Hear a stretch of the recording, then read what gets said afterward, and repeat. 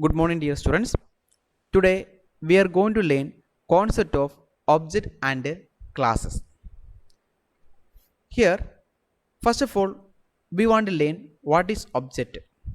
Object is nothing but object is a real world entity, and all object has state and behavior. Look deep into what are object. If we are consider the real world, we can find many objects around us. Example: car, dog, human, your desktop, your mobile. These also belong into object. And I have explained all object has state and behavior. Now one by one we can discuss what is state, what is behavior. State is nothing but here. State represent data of an object or value. For example, dog has state such as name, breed, color, etc. And you can take another example, your pen. And what are the state present in our pen? Price, and also we can include color, shape. This also belong to state. Next we can move to behavior. Behavior nothing but is a function. For example, dog. Dog also has behavior such as barking, running, etc. Now we can move to our next concept, class. Class is nothing but class is a group of objects which have common properties. Now we can take one example, apple. Apple is also one of the class, and we can include different object in our class. Example: Royal Delicious apple, Golden apple, and Granny Smith apple. This all variety also belong into apple. That's why we can say class is a group of objects which have common properties. Now we can move to our next concept, implementing object. In object oriented programming, state and behavior of an object is maintained through variable and function. Otherwise, we can say object is a self-contained unit that hold state in variable and expose it behavior through method. And we know that all object has a state and behavior, and state is nothing but just like a variable, behavior is just like a function. Okay, when a class is created, we have to define two aspects, variable and method, for its object.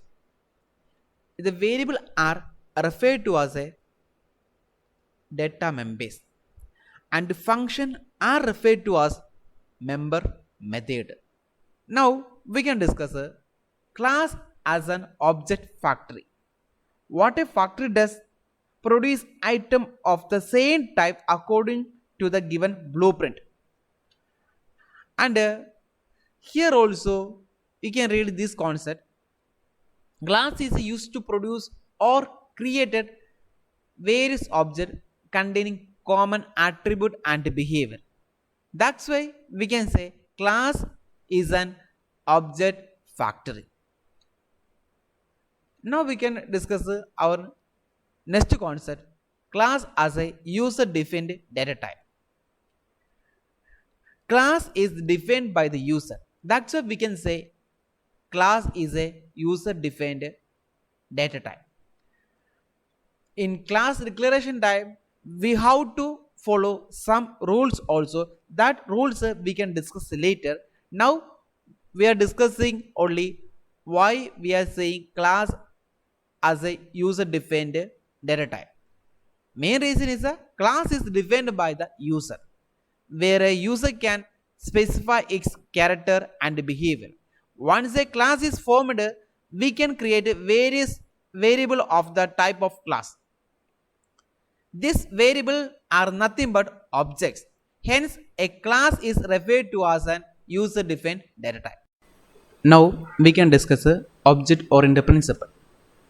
Object-oriented principle mainly classified abstraction, encapsulation, inheritance, and polymorphism. That means it's classified four types. First point is abstraction. Abstraction is nothing but abstraction means it always show important data and also exclude background details. For example, you have a car. In order to drive it, you are only aware of some essential features such as steering, accelerator, clutch, brake, gear, etc.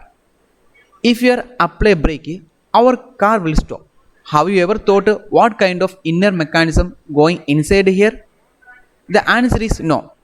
It simply indicates that while driving a car, you only need to know the essential feature without knowing the details of internal mechanism of the system. This is what abstraction. That means we can say abstraction is an act of representing essential feature of a class without including background details. Second feature is encapsulation. Encapsulation is defined as the wrapping up of data under a single unit. In order to understand encapsulation in a better way, consider an example. Let us consider a TV set operated by a remote control. The function of a TV set are regulated with the remote signal coming out from a remote control. A specific function in the TV set is activated by pressing a specific button of the remote control. The remote control of one TV set can be used for operating various functions of another TV set.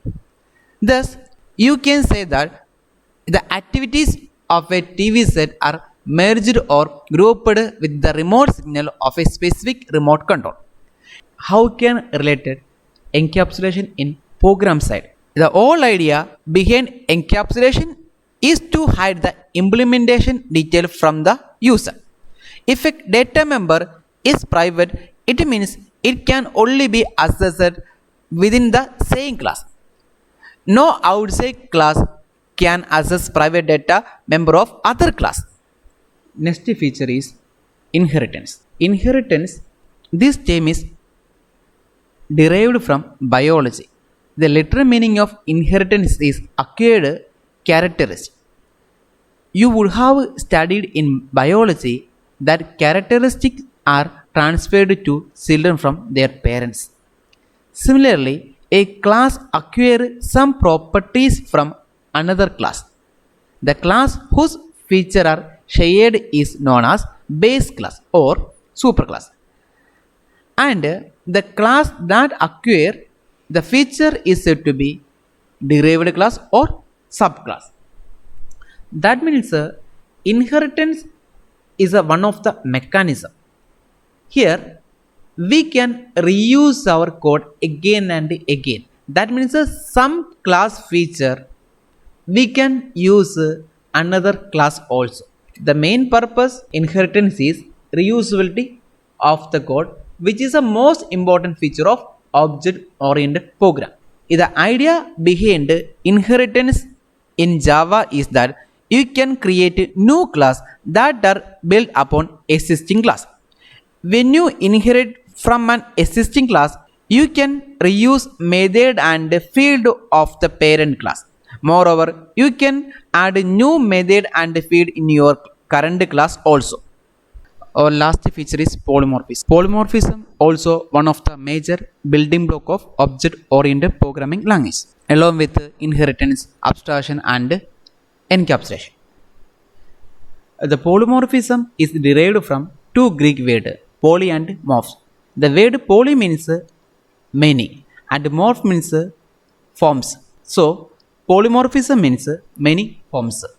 We can take one example also. A person is yourself only. Suppose if you are in shopping mall, you behave like a customer. Suppose if you are in bus, you behave like a passenger. Suppose you are in school, you behave like a student. Here, one person or yourself, you behave like a customer, passenger and student. Now you are representing many forms. That means we can say that polymorphism is the ability of an entity to take several forms. Today we are winding up our section.